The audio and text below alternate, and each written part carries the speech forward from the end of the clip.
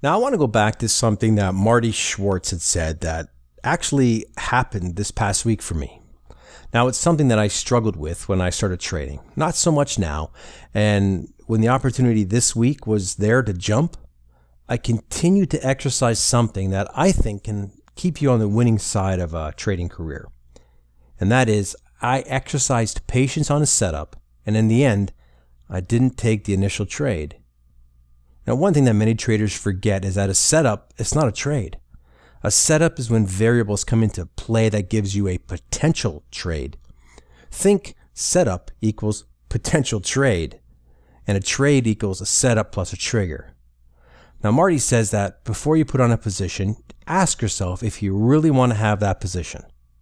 Now, asking yourself that helps to show you the difference between a really good setup and just the itch to trade.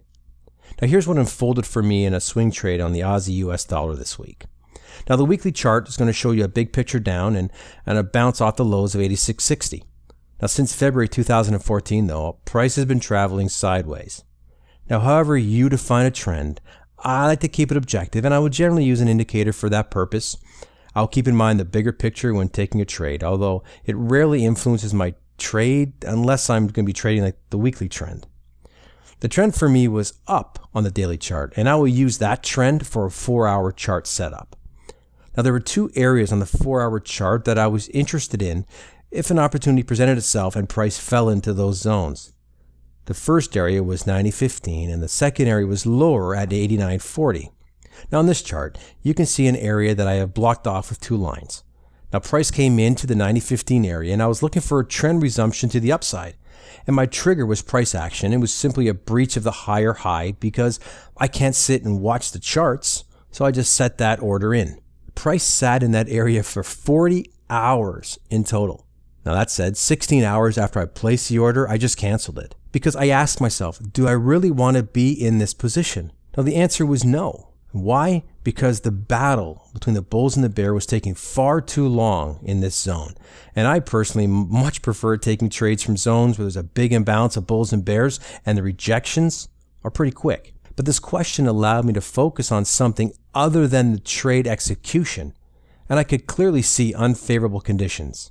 It was a good question because price then broke back down and it landed in my second area of interest. So I dropped down to the 30-minute chart. I saw an area that would indicate a resumption of the up move, and I placed my trade. 2 hours later, I was triggered in the trade, and it was a position I wanted. Being selective and patient by waiting for a prime setup in those conditions, it saved a losing trade, and it allowed for some decent profits on the trigger trade. Now, I usually split swing positions into two parts. In this case, the first was scaled out for plus 75. The other half was trail stopped out for plus 30. Now, swing trading, it does not require monitoring every blip of a trade, and at times, your exits are not as concise as you would like. And as well, conditions in the Aussie US, they're a little ugly right now, and I would like to see a resolution in either direction in order to be interested in trading that again. But patience in asking yourself if the potential position you want is something you really want to be in, I don't think that can be overstated because it takes your focus and it puts you back on the variables that are making that setup a setup for you. And asking that question can help keep you out of a trade like we just saw in the 90.15 area.